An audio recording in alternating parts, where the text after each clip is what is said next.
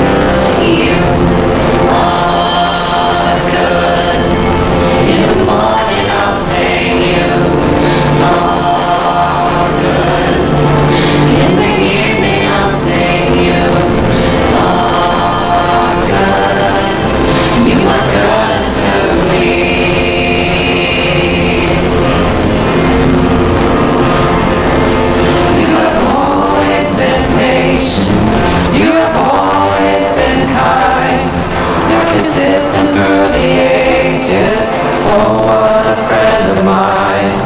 So I'll remind my soul to bless you, standing firm upon your truth, knowing you cannot be shaken, 'cause I've seen what you can do. You are good. In the morning I'll sing you are good. In the evening I'll sing you are good. You are good to me.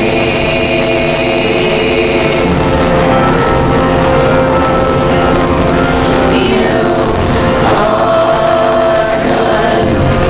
In the morning I'll sing you are good. In the evening I'll sing you are good. You are good to me.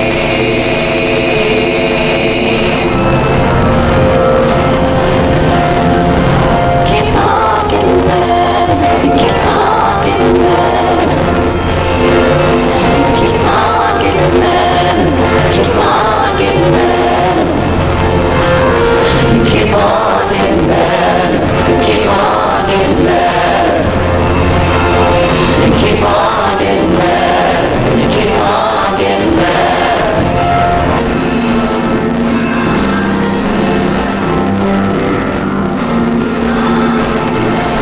You keep on getting better. You are good. In the morning I'll sing you are good. In the evening I'll sing you are good. You are good to me.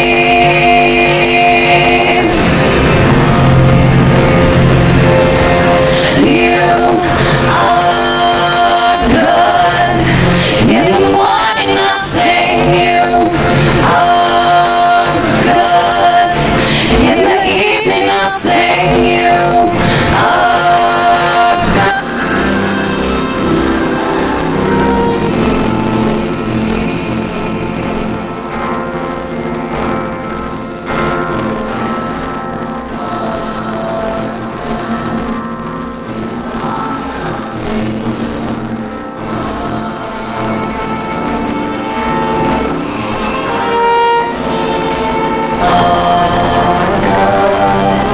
You are good to me.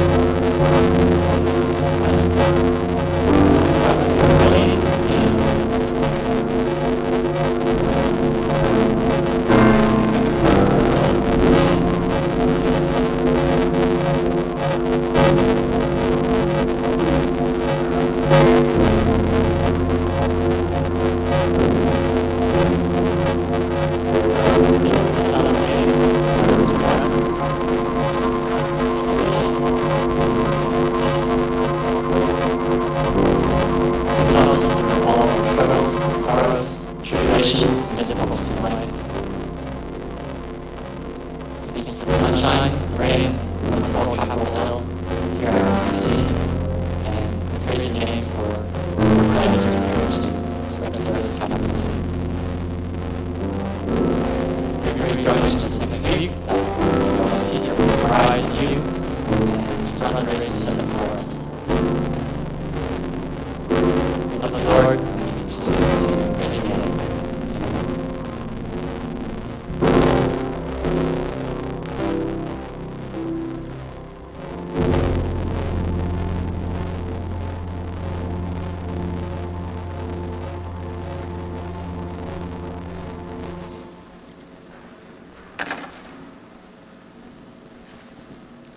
Today's scripture is in Exodus 20:13. You shall not murder.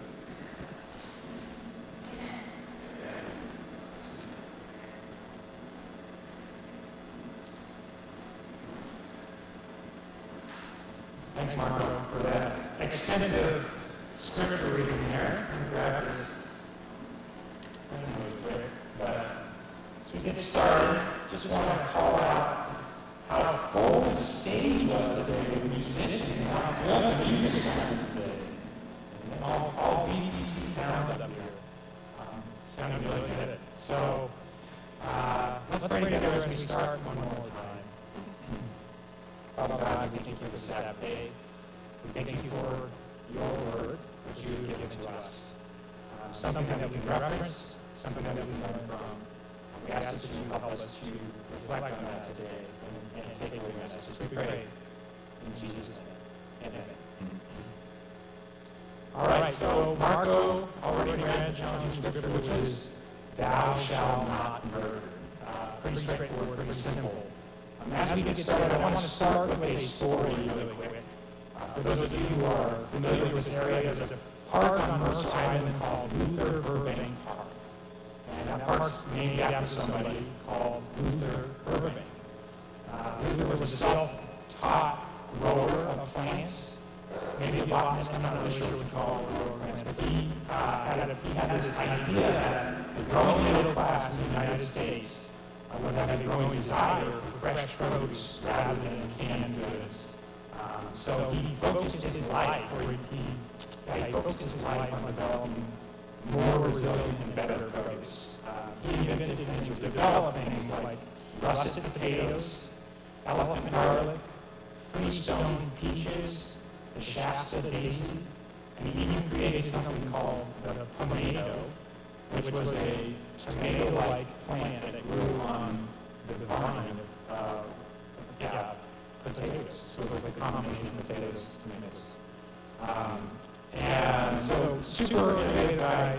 One of his biggest contributions, though, was a plant that he did not cultivate, did not develop. It was a large berry that he found from trading with somebody in India. They sent him some seeds. He grew the seeds in California where he lived, and then he marketed those seeds to the broader West Coast through his annual catalog. So in 1894, you could have bought seeds for this plant from Luther Burbank. And Luther noted about this plant, he said it's a plant of extraordinary vigor. And he observed that it could grow up to 1,000 feet of vine per season. Oh, Josh, don't jump ahead. Josh is jumping ahead. 1,000 feet of vine per season per plant. It can bear up to 200 pounds of berries for one single plant. Luther called these berries the Himalayan giants. We know them today as the Himalayan blackberry. And they're really a scourge of our existence, right? No one likes them. So Luther spent years selling these seeds. In fact, the first 3 years of marketing the seeds, he could not keep up with the demand. So many people wanted to grow blackberries that he could not create enough seeds to sell those blackberries. He cultivated this berry, and now that berry is a noxious weed, right? It's something that we fight with, that we wrestle with in our own gardens, in our own land. And I want us to reflect on the story, be reminded that what we cultivate grows. Okay, if we're cultivating blackberries like Luther did, those blackberries are going to grow in our lives. So I'm going to be using a lot of gardening metaphors today. I'm not particularly a gardener, but I figure since Mother's Day is this weekend, it's an appropriate metaphor to use. So please bear with me on my metaphors. Today we're continuing our Grace Upon Grace series. This is a series that Abner started 5 weeks ago. And it's exploring the Ten Commandments. It's reflecting on the commandments and the relevance in our lives and how they illustrate the grace of God's character. So far we've studied no other gods, we've studied no idols, we've learned about God's name, we've learned about the Sabbath, and about honoring our father and mother, and today we're continuing with murder. Like most commandments, murder isn't just a standalone command, but it's actually pointing back to our hearts, and it challenges us to be intentional about what we cultivate in our hearts. So it's not just the command itself. We're going to be looking at this commandment in 3 phases. First, we're going to understand the letter of the law, or how this law was understood in the Old Testament. Second, we're going to understand the intent of the law, or how Jesus demonstrated the intent of the law in both his teachings and his actions. And then third, we're going to understand the application of the law in our lives and why the law of thou shalt not murder is so important. Ultimately, we're going to validate that the sixth commandment provides guidance on the thoughts that we should cultivate in our own hearts. So with that, let's get started. Thou shalt not murder. The word murder is a Hebrew word, retzash. I didn't say it correctly, but it's a word that indicates unjustified killing. It's found throughout the Bible. This is the first instance of that word, though, in the Bible. So it's unjustified killing. We started with a couple of questions, and that word is unjustified killing. What is justified killing in the Bible? Right? Is there such a thing as justified killing in the Bible? Yes. There are 3 instances of justified killing in the Bible. First, the first instance is it's justifiable to kill as capital punishment in the Old Testament for specific crimes. So that's the first instance of justifiable killing. Second, killing is justifiable in war. So if you're in war, in a justifiable war, it's okay to kill. And then third, killing is justifiable as self-defense, but only if you are attacked in your home at nighttime. If you're not attacked in your home at nighttime, it's not okay to kill somebody. If you're attacked in your home at nighttime, it is okay to kill in self-defense in the Old Testament. Which seems a little obscure, seems very specific. I don't understand why that's okay and why killing in self-defense is not okay, but that's just what it says in the Bible. So why is this a command? This one, I think, is pretty obvious for us in our own lives. It's probably intuitive for you, and maybe even more obvious than some of the other commands. It's clear that killing causes a lot of harm. I think most people in this room have probably been impacted by murder, if not in the first degree, then maybe in the second degree in some way. And it's a powerful and final act of control over other people's lives. So it's a really, in our own lives, in our own experience, it's a very negative thing. But in addition to that pain that causes us to experience hardship, God speaks to murder and why it's negative in Genesis 9:5-6, where God says to Noah, "Whoever sheds man's blood, by man his blood shall be shed. For in the image of God he made man." Just to repeat that point, God is saying here that the reason we should not murder is because man is in God's image. And if we murder man, we are essentially desecrating God's image. So that makes sense. Murder is bad for us. It's desecrating God's image. The Bible goes into a lot of details around the conditions of killing.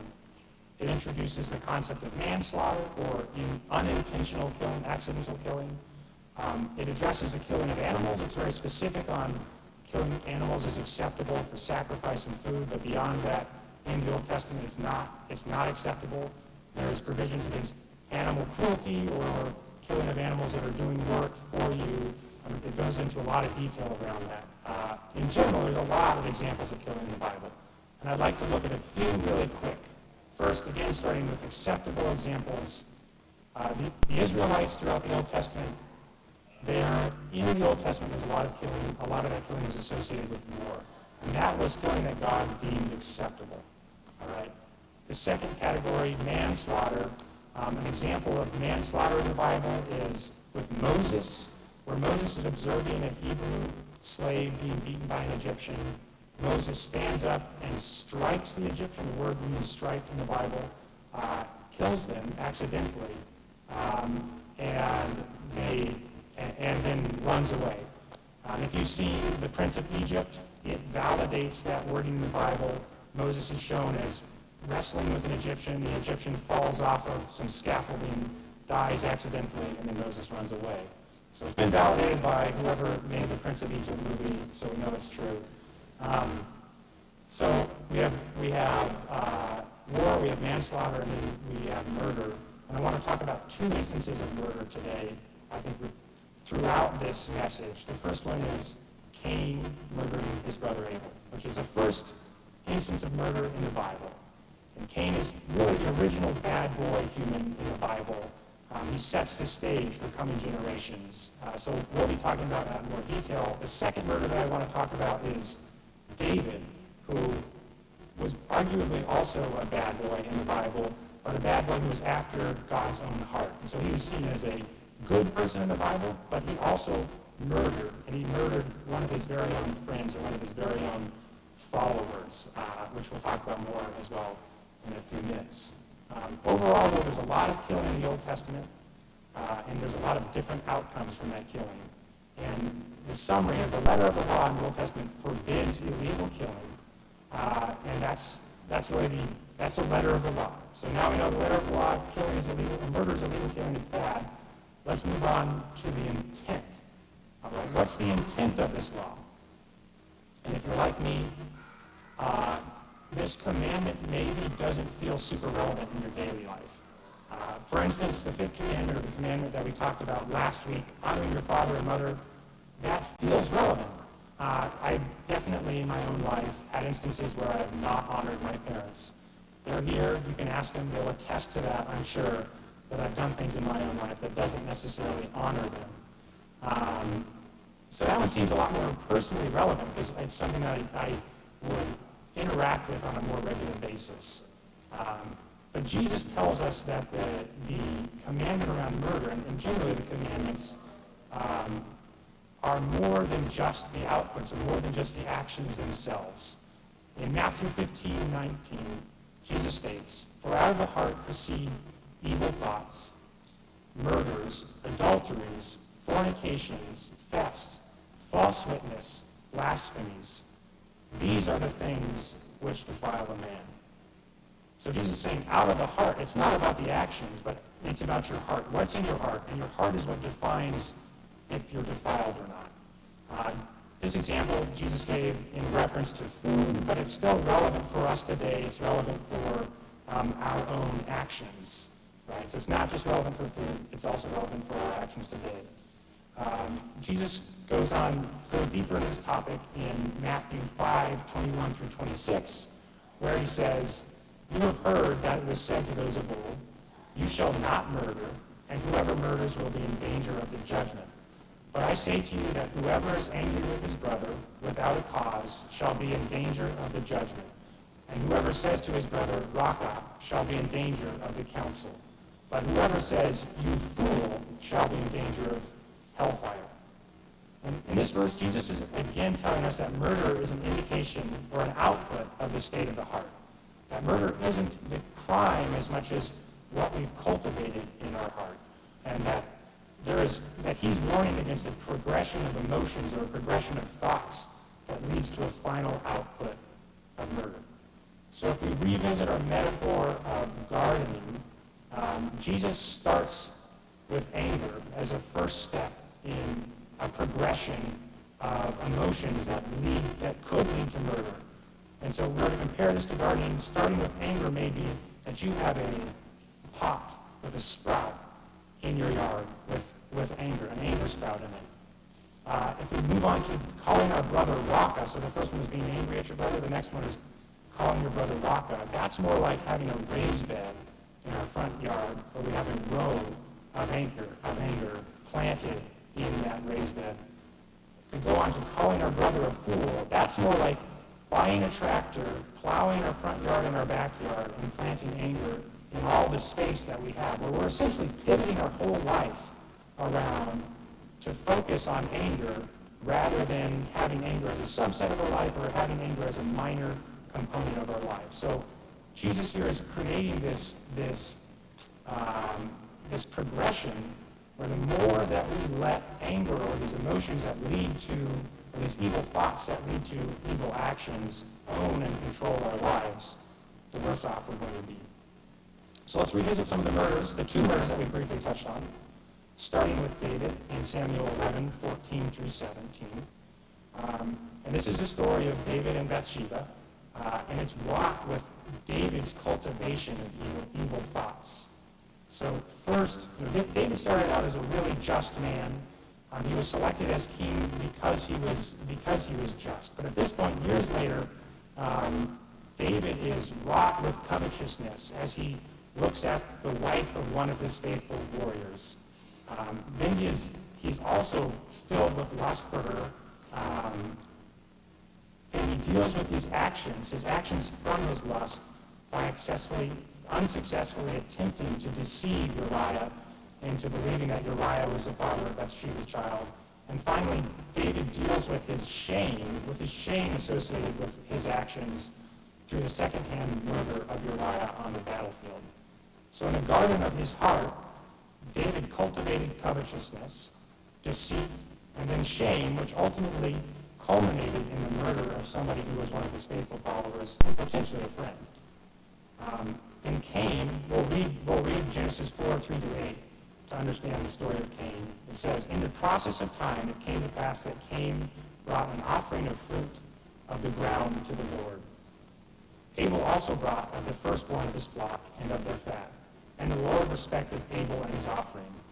But he did not respect Cain and his offering. And Cain was very angry." Which I'll pause there and say, that kind of makes sense. If I was Cain, I presented stuff from my garden, and God chose Brandon's animals that he presented over mine. I would be really frustrated, probably at God. I don't know if I'd be frustrated at Brandon, but I would definitely be frustrated that my offering was not accepted. But we'll continue. So Cain was very angry, and his countenance fell. So the Lord said to Cain, "Why are you angry, and why has your countenance fallen? If you do well, will you not be accepted? And if you do not do well, sin lies at the door, and its desire is for you, but you should rule over it." Now Cain talked with Abel his brother, and it came to pass, when they were in the field, that Cain rose up against Abel his brother, and killed him. So in the garden of his heart, Cain cultivated anger, which resulted in him murdering his very own brother. The murder wasn't the bad thing. It was the output of the bad thing. But the thing that Jesus is speaking about in the New Testament, or speaking against in the New Testament, is the idea of cultivating these evil thoughts, which will lead to evil actions. So then, circling back, what's the intent of this command? Jesus is indicating that we're supposed to guide our thoughts to cultivate the right sort of thoughts in our hearts. This example in the Bible illustrates that murders are tied to instances where people have cultivated evil thoughts, and they're not just one-off occurrences. So at this point, we know the letter of the law, we know the intent of the law, but how do we apply it? It still seems a little bit abstract.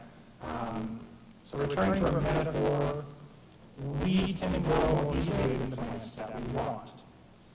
I don't know that necessarily through experience, but I can just infer it, but I don't know about it myself. But how can we ensure that our hearts or our gardens are growing the right thing? And I think Jesus shares some insight on this in Matthew 5:21-24. We already read a part of this verse, but I'm going to start from the beginning. It says, "You have heard that it was said to those of old, 'You shall not murder, and whoever murders will be in danger of judgment.' But I say to you that whoever is angry with his brother without a cause shall be in danger of the judgment. And whoever says to his brother, 'Raca,' shall be in danger of the council. But whoever says, 'You fool,' shall be in danger of hellfire. Therefore," this is new, we haven't heard this yet today. "Therefore, if you bring your gift to the altar, and there remember that your brother has something against you, leave your gift there before the altar, and go your way. First be reconciled to your brother, and then come and offer your gift." So Jesus, when I read this, Jesus is instructing us to do two things in this verse. As I interpret it. First, he's calling us to reflect. He says, "Remember that your brother has something against you." So he's calling us to reflect. He invites us to reflect on our thoughts, as well as the thoughts that others have about us. So that means, in our metaphor, that means look at your garden. What are you growing? What are you growing in your heart? So how do we reflect? I think there's several ways we can do this. I think the first and easiest way to do it is to actually do it. Spend time in reflection. Dedicate time to it.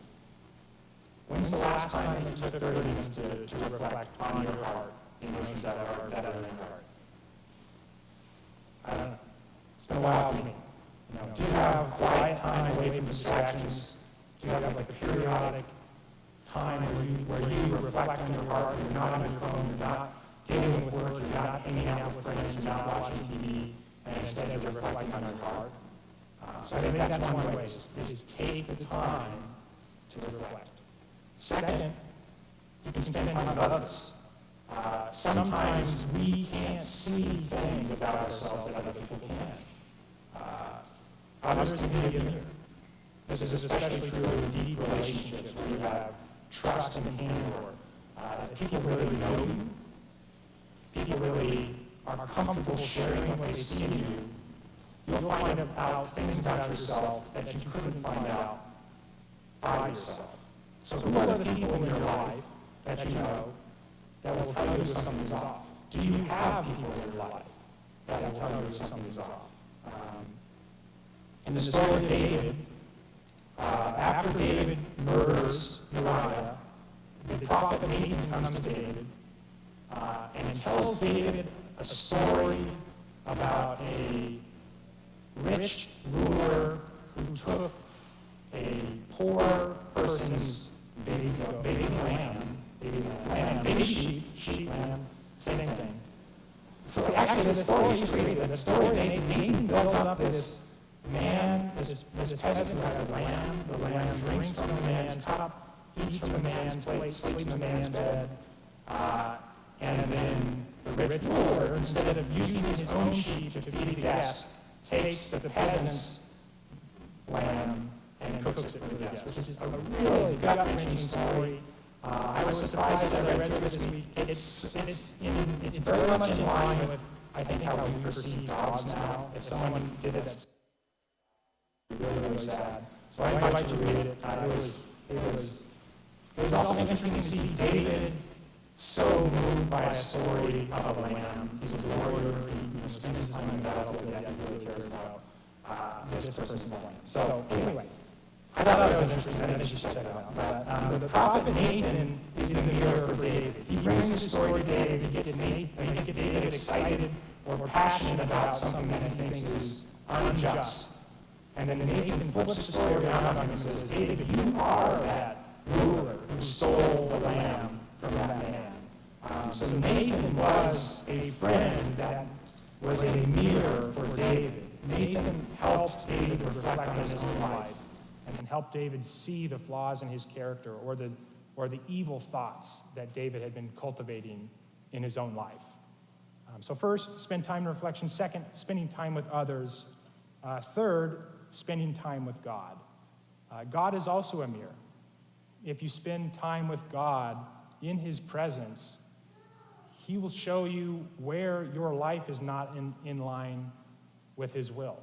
And God did this with Cain. If we flip back to, real quick, to the verse, Genesis 4:8, about Cain, God comes to Cain after Cain was very angry. And God asks Cain, why are you angry? Why has your countenance fallen? So God, in this instance, is a mirror for Cain, where he's showing Cain, you have anger. You have something in your heart. You have evil thoughts. Address these thoughts, Cain. Now, Cain didn't do it, but I think the message or the lesson we can take from this is that spending time with God, quiet time with God, will reveal to us where our gaps are, or where our evil thoughts are, just like it did with Cain, although Cain didn't act on it. So the first thing that Jesus asks us to do in Matthew 5:21 through 24 is to reflect. And the second thing that Jesus asks us to do is to respond to what we find. So metaphorically, if we look out at our garden and we see that the blackberries are taking over the garden, what do? Right? We got to start weeding. We got to start cleaning those blackberries out. Right? Everyone's favorite activity. Yeah, I remember once when I was young, I stayed out late at camp meeting, and I got home late, and my parents were waiting for me, and I was in trouble because I didn't tell them that I would be home late, and that was not okay. And they said, okay, Ryan, as a result of this, you have to get up at 5 a.m., which was early for a 13-year-old, and weed our garden, which we had a very large garden. It was like a half an acre, maybe 2 acres, actually, now that I think about it. And they said I had to wake up at 5 a.m. and weed the garden. So I did that. I woke up at 5 a.m. and weeded the garden. It was a big deal, and I never disobeyed my parents again after that moment. So, yeah, that just reminds me how much I hate weeding. But if we look into our gardens and we see that they're full of weeds, or even if they're full of plants that we don't want, we have to take action. We can't just let those plants sit there. They will not weed themselves.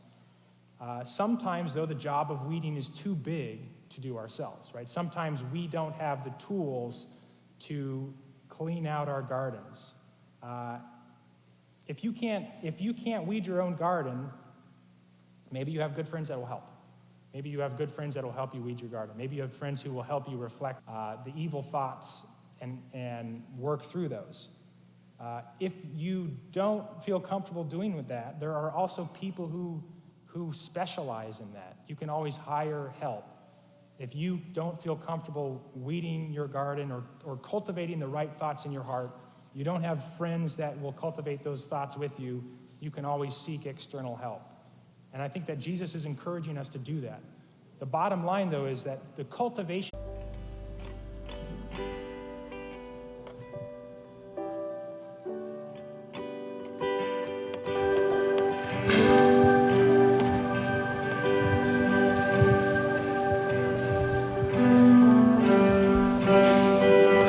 You unravel me with a melody. You surround me with a song of deliverance from my enemies till all my fears are gone. I'm no longer a slave to fear. I am a child of God. I'm no longer a slave to fear. I am a child of God.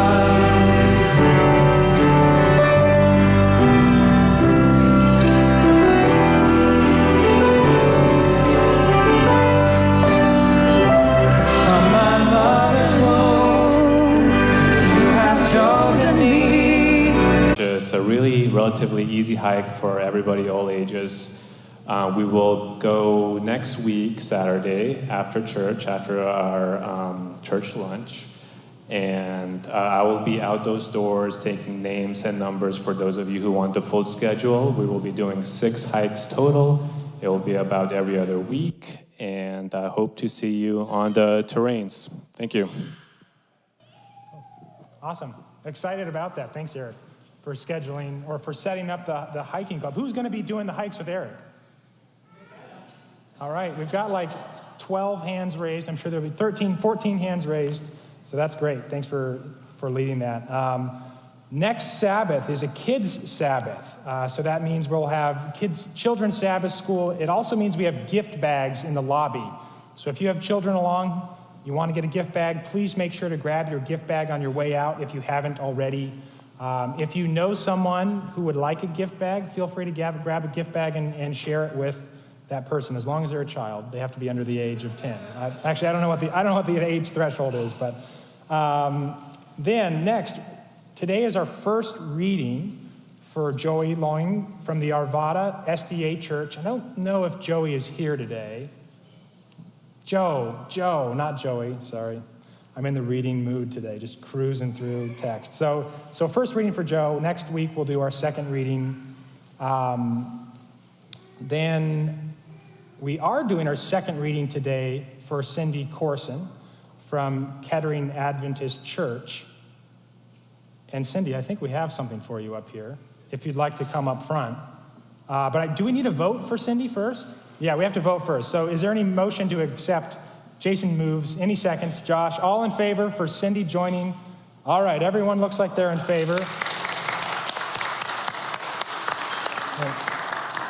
Wait, Cindy, we have to ask a question. All right, let's see, what question are we gonna ask you? All right, let's see here. What is your favorite flower, Cindy? We just want to get to know you a little bit. What's your favorite flower, considering that it's this time of year? I don't know if I have a favorite flower. I don't know. I do love roses, even though it's super cliche, but I do love roses. All right, roses it is. Well, Cindy, we're super excited about having you as part of our church. I know you've been plugging in already. Cindy is helping with communications